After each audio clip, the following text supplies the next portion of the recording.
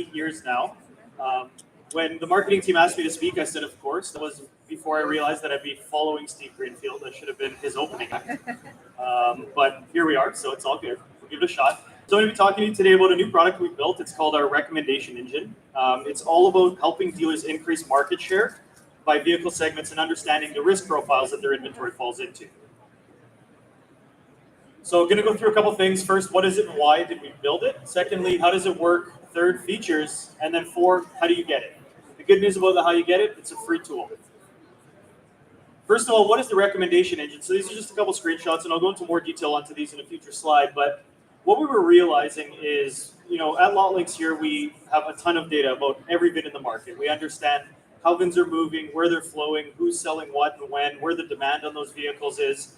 And with our integrations into Google Analytics, we can also understand the engagement and the conversions that we have against those VINs. And so what we realized is instead of building 4 or 5 different reports that cover, your market share against competition and where you stand, how your traffic is performing from all of your sources, the demand, where it exists and why, and your inventory risk profiles, we thought, why don't we put it into a nice repeatable process? So our code name for this project was The Loop, was to give dealers the opportunity to have something repeatable. They can look at it by make, model, they can look at it by body style, they can understand it by just new and used, and it gives them an opportunity to see where is my opportunity to increase market share and which of my competitors do I need to get ahead of on it. So first we're going to talk about how it works. So it's powered by a couple things. First of all, we crawl every single dealer website in the US. So we have all of the vehicle data. We understand how the inventory is moving, how it's selling, how they're stocking, what they're acquiring.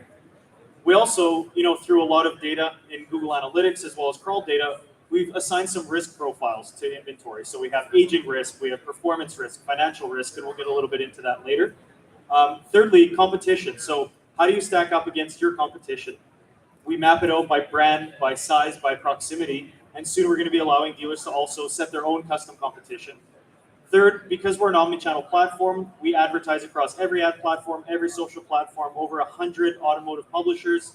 We have our own DSP, so we can bid on any single display platform. It allows us to understand exactly where the demand is at the year, make, model, and location level. Fourth, we understand the engagement of inventory. So with Lotlinx and access to GA, we set up engagements and conversions, about 20 different ones across every VDP that we drive traffic to. It allows us to understand, hey, this shopper that we sent, they just viewed one photo and left versus viewed a photo, all 42 photos, filled out a lead form, chatted with the dealership, so we can gauge the engagement against inventory. And then at the end of the day, the most important thing is what's the estimated ROI by executing a campaign to try and capture that market share against industry standards. So a few different steps we have in the recommendation engine. First, we inspect share. Second, we inspect inventory. Third, delivery. Fourth, digital. And fifth, to round it out, we give a recommendation on what the dealer should do with this information. So a couple of the features that we have specifically that I'll go through today is competitive mapping, market share, risk and inventory, demand, digital performance, and then how you can increase that share against your inventory. So first off, we start with inspecting your share. So as mentioned, we crawl every single dealer website. So what we can help you understand is who are your top 5 key competitors. So of course, every dealer is always competing with everybody in their local market. But most importantly, what we do is we break it down by brand, by size of lot and inventory they're holding, and then proximity to the dealership. And we can say, here's where you stand as a dealer in overall market share, and here's where all of your competition sits as well. So with this information, we can give the dealer a really easy path to, hey, you're sitting currently 4th out of 5th in this subset of key competitors. Here's how we can help you get up to 3rd, 2nd, or even 1st. And so with that information, we can break down their market share. So we know where all the vehicles are selling, and we break that down into condition as well as body style categories. So you can see in this case here, this dealer is 4th in all inventory entirely. However, if you look at sedans, they're actually sitting in 2nd place for sedans. But if you look at SUVs, they're sitting down in 4th or 5th. So immediately just on this first glance, you can see as a dealer, hey, I need to focus more on pushing SUVs, on selling SUVs. Lotlinx can help you with that. The second thing we do is because we understand that market share, we map it back historically for dealers. So we show you over the past 6 months, how have you been sitting in market share at whatever you've filtered down to. In this case, we're looking at new SUVs. And how do you rank against your competition? So Going all the way back to January, you can see that this dealer was sitting at about 7% market share against their key competition, and over time for new SUVs, they ranked up to about 20%.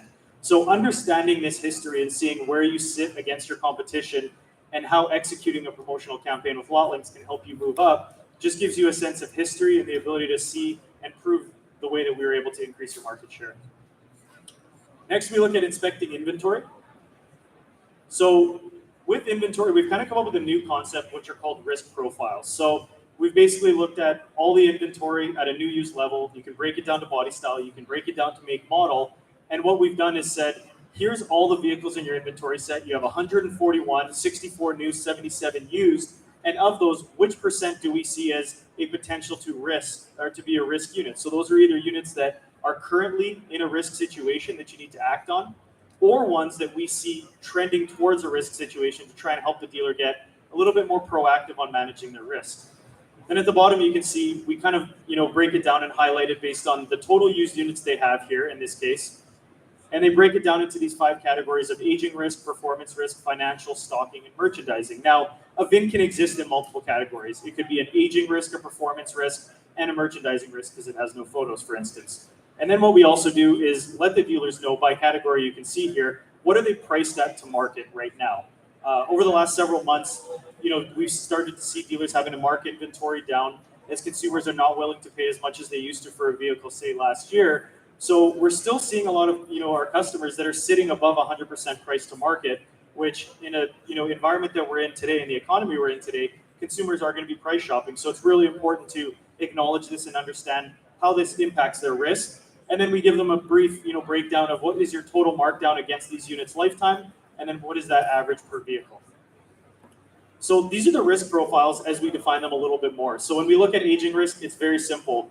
These are vehicles that are already above the market average DOL for that same vehicle segment, or ones that our AI has predicted that they're going to age out. And the question we always get is, well, how is your AI going to know if you're going to age out? Well, we understand the sell-through rate of these vehicles in the market. We understand what you typically sell them down at.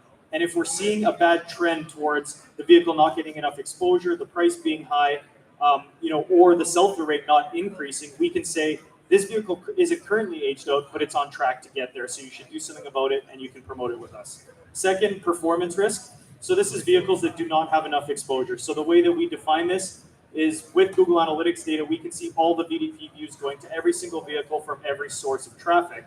And so the vehicles that don't have enough exposure, for example, a vehicle that's been on lot for over 5 days and hasn't had a VDP view in 5 days, that's a big concern. Nobody is seeing that vehicle. It could be because the price is high, or it could be because you're not promoting it effectively. Third category, financial risk. So this is vehicles with heavy markdowns, and the AI predicts that it's going to be a risk against their average PVR on that unit. So if we're seeing vehicles that are perpetually marked down, or ones that we think, these may, at the end of the day, age out on the lot too long, so they're going to be a financial risk for you, you're going to be, dealing with the margin compression on them. Fourth category, stocking risk. So this is inventory that we see with really high demand. Again, because we integrate across the entire industry and across all properties, we can see where that demand is ebbing and flowing against vehicles. And these are ones that also typically are a low sell-through rate for the dealers. So as a stocking risk, it's important to get in front of those in-demand buyers. And then the last category is merchandising risk. And this is actually a category where we do not recommend the dealer advertise. So in merchandising risk, these are vehicles that have no photos, they have no price, or their price to market is above 102%. We see a lot still that are 110, 120%. We really strongly recommend against advertising those vehicles until the pricing is right-sized, because all the promotion in the world, is not going to change a customer driving an extra 10 miles to save, $1,500, $2,000 on a car.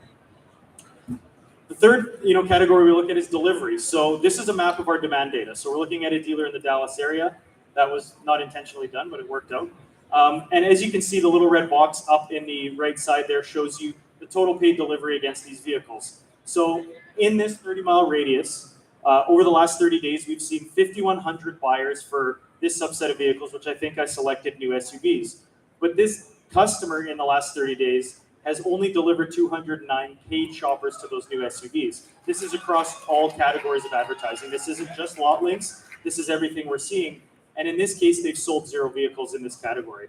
So as you can see, there is a ton of demand on the right side. Each of these blue dots represent areas of demand that we have identified in our system.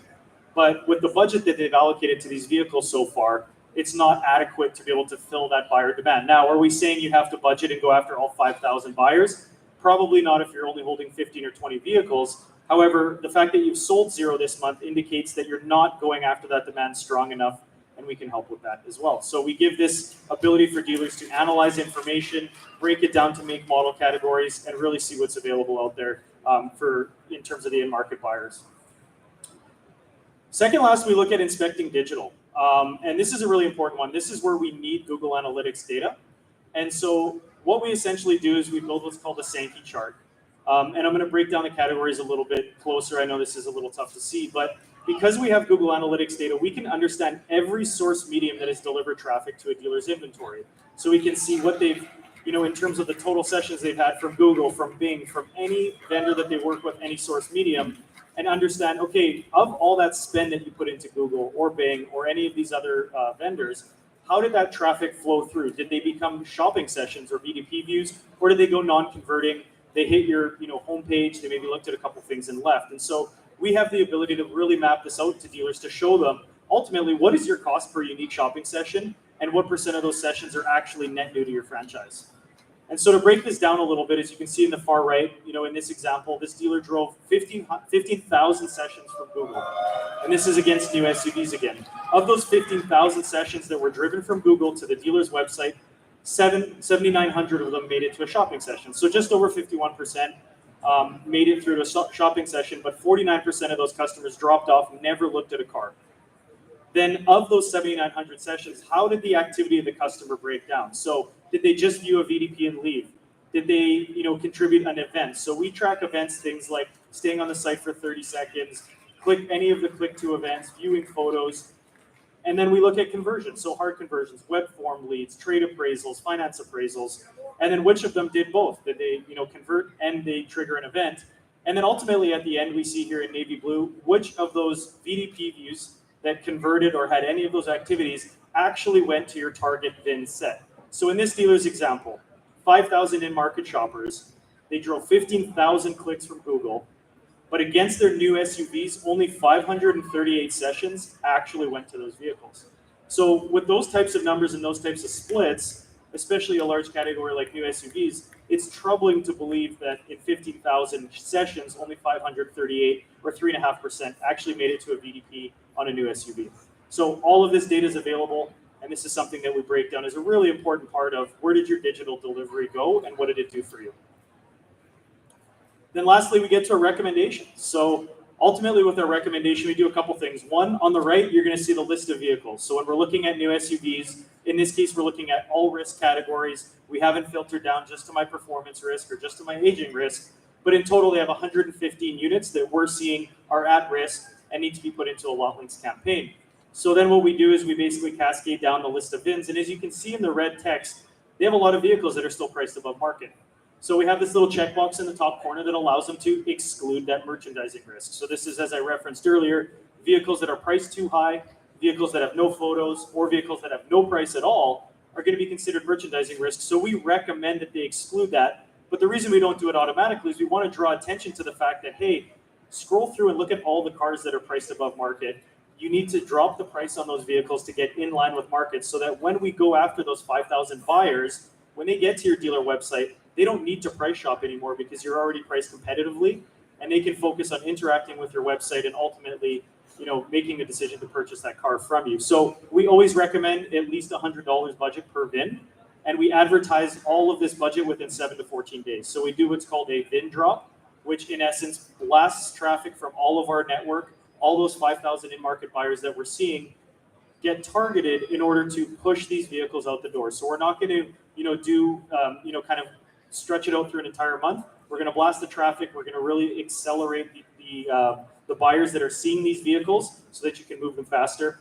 And then on the left side here, we do what's, a little simple ROI calculation. So we look at holding cost savings, PVR increase, and markdown avoidance. Now, we use industry standards for this. So we know the industry average holding cost right now is about $55 per day.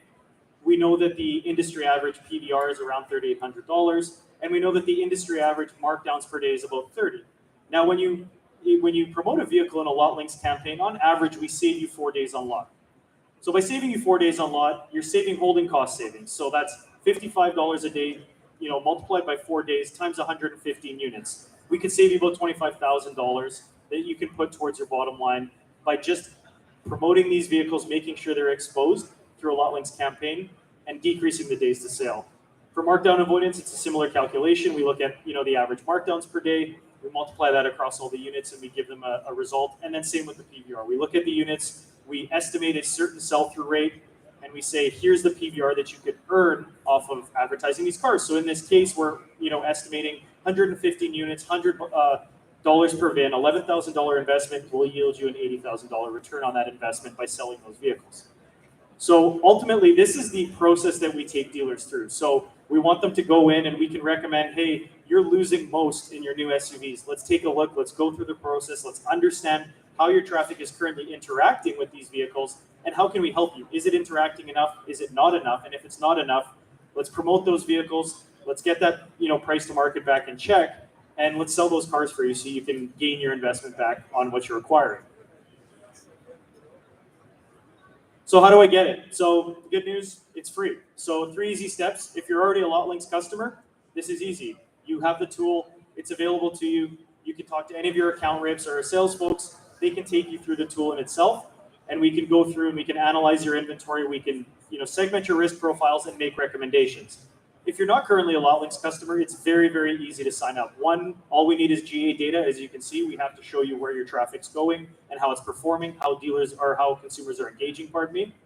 And then secondly, we need your inventory feed because we need to understand which vehicles we're looking at. So with those 2 free things, really, really quick setups for our operations team, we can give you access to this recommendation engine. But on top of that, our flagship product is our VinView Optimizer, where we can tell you and isolate where you're at risk based on vehicles that aren't getting enough visibility and where you're wasting budget. So if you're running a ton of budget through a vendor or directly through Facebook, you're giving them 100 cars, but at the end of the day, they're only advertising to 10 vehicles. We can help you visualize that and understand where your dollars being efficient versus where they're currently not efficient. So there's a lot of free tools that we offer to dealers by getting GA access and an inventory feed that can really help you understand your marketing and how it's impacting your bottom line. And then third, take action. So you can enroll in Lotlinx, you can execute these campaigns, we can help you sell these cars faster. And ultimately, the easiest way to get signed up for us today, scan your badge. We'll capture your contact information. We can follow up with you after. We can get you enrolled and give you the opportunity to proactively manage your risk through this tool and many others that we offer. So that was what I had. I appreciate everyone's time. If there's any questions, I'm happy to field them. Going once? All right, everybody's ready to party, so thank you for your time today.